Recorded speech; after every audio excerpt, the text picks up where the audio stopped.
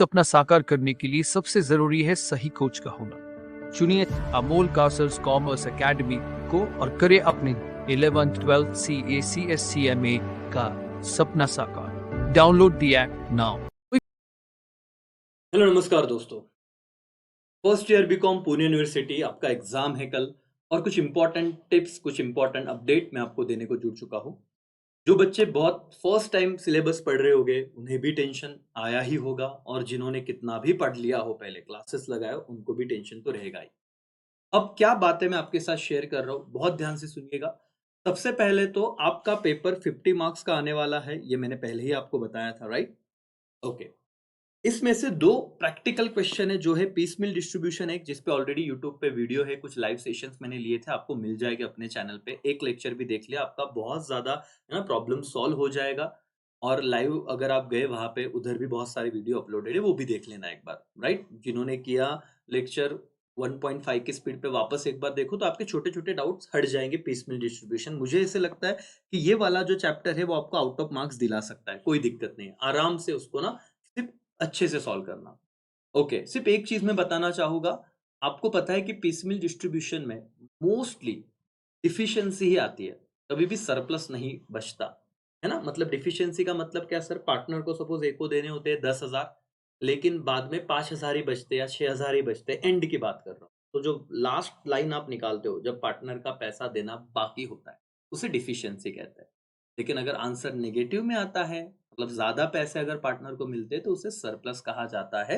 ये last year के सम में था। अब इसका कंफ्यूज मत होना कि सर ने क्या बोल दिया। आप एक सम देखिए, इलस्ट्रेशन देखिए, मैक्सिमम सम में नीचे आपको हमेशा डिफिशियंसी ही दिखेगा, मतलब पार्टनर को जितना पैसा देना था उतना नहीं दिया गया। और अगर सारे पैसे दे के एक्स्ट्रा मिले तो उसे सरप्लस कहते हैं। सिर्फ इतना एक बात था।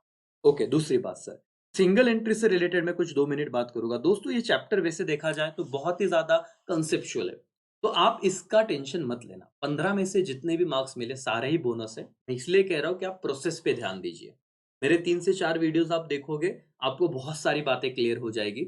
इस सिंगल एंट्री में बहुत बार कंसेप्चुअल अंडरस्टैंडिंग होने के बावजूद वो लोग इंग्लिश में गेम करते हैं, मतलब सर लैंग्वेज में। जैसे कि आपको कैश बुक दे दिया है, तो वो कहते हैं कि payment paid to trade creditors, ऐसे उसका मतलब वो क्रेडिटर को ही पे किया होता है।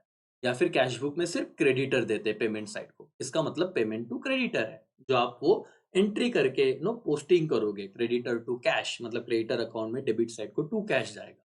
वैसे ही कैश बुक पे कभी कभी सिर्फ डेटर देते हैं, नहीं तो डेटर की जगह बुक डेट दे देंगे, नहीं तो ऐसा कहेंगे कि cash received from client, right? तो क्लाइंट मतलब कौन? वही जिसको आपने डेटर, जिसको उधार पे बेचा था। तो ये सारी बातें वो सिर्फ लैंग्वेज घुमाने की कोशिश करेंगे। तो इसीलिए इस चैप्टर में आप कितना भी पढ़ो, कितनी भी मेहनत करो, एक चीज तो हो जाती है, क्या सर? कि आपको आप ये गारंटी नहीं ले सकते कि ये सम किया तो यही आ जाए। तो सबसे लास्ट में ये सम रखने का, प्रोसेस पे ध्यान देने की, जैसे कि स्टेटमेंट ऑफ अफेयर्स जिस पे आप ओपनिंग कैपिटल निकालते हो, वो उसके 2-3 मार्क्स से वो निकाल लीजिए। क्लोजिंग बैलेंस शीट के एडजस्टमेंट और पोस्टिंग बहुत इजी होती है। जैसे डिप्रिसिएशन के 2 इफेक्ट्स आपको देते आते हैं, वो अच्छे से दीजिए। तो इसको स्टेप बाय स्टेप जाना, बहुत ज्यादा इसका टेंशन लेना नहीं, क्योंकि हर बच्चे को, जिसने पढ़ा है वो, जिसने नहीं पढ़ा वो, सबको टेंशन है। बट मैं चाहूंगा कि वो 2-4 वीडियो देख ही लो। ओके, आते हैं जीएसटी पे। तो ये तो हो गया सर 15-15-30। जीएसटी 10 मार्क्स का है। अब देखो बेटा, जीएसटी इनडायरेक्ट टैक्स है, full form goods and service tax है, हिस्टोरिकल बैकग्राउंड क्या है। अब आपके निराली पब्लिकेशन के जो एंड में, या आप जो भी बुक रेफर कर रहे हो, जो जीएसटी के लास्ट के जो थियोरेटिकल क्वेश्चन है ना, उसे सिर्फ देख के जाना।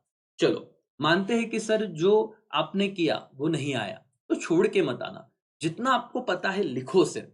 बीकॉम के पेपर में लिखना ज्यादा मैटर करता है, तो लिख के आए, मार्क्स मिल जाएगा। क्योंकि इतने कम टाइम में आप जीएसटी पूरा पढ़ो, वो लर्न करो, वो याद रखो, ये पॉसिबल नहीं है। बराबर कि नहीं? तो आप इधर प्रेशर मत लो कि लर्न होना चाहिए।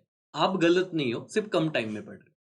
ओके, अब बात करते हैं थ्योरी वाले चैप्टर की। पहला, इस पे भी मेरे बहुत इंपॉर्टेंट लेक्चर है। पहले इस पे तो piecemeal, business entity concept and so on, सारी चीजें मैंने बताई। लेकिन इसका पार्ट बी है, जो इमर्जिंग ट्रेंड्स वाला है बेटा। और वो ना, एक्चुअली आप देखोगे तो आप बोलोगे छोड़ ही देता है।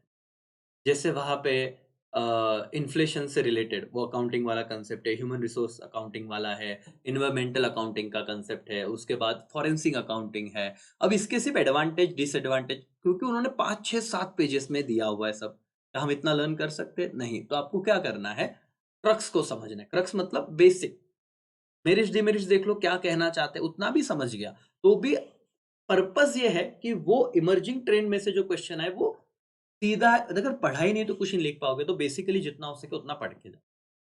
इलस्ट्रेशन एक एक दो दो कर ले जितना आप नो, और कैलकुलेटर भूलना मत बेटा, ये सबसे इंपॉर्टेंट बात है। कैलकुलेटर आपके पास चाहिए। और सर जा रहे हो भूल गए घर पे, क्योंकि बच्चों को आदत होती है कि एंड मोमेंट तक घर पे सॉल्व करने बैठते हैं, भैया में बैक पैक किया, कैलसी भूल गए। और अगर कैलसी भूल गए तो समझो पीसमील डिस्ट्रीब्यूशन कैसे सॉल्व होगा। तो सबसे पहले आप तो वही देखो कि कैलकुलेटर है ना, क्योंकि बहुत बच्चों के साथ ये हो जाता है सर, इंटेंशनली कोई नहीं करता बट हो जाती है गलती कि भूल जाते हैं करके। तो ऐसे मत करना दोस्तों। तो कल का पेपर अच्छा ही जाएगा, जो भी हो आपको कंप्लीट लिख के आना है। ऑल द बेस्ट, टेंशन मत लो, इकोनॉमिक्स के पेपर के पहले भी मिलेंगे। और पुणे यूनिवर्सिटी क्या क्या झोल कर रही है हमको पता है, कि पेपर पोस्टपोन क्या करना, और एक पेपर शायद से हो गया पोस्टपोन, सारी बातें करेंगे। चलो thank you so much, all the best, अपना 100% देना, बाकी भगवान के ऊपर। चलो टेक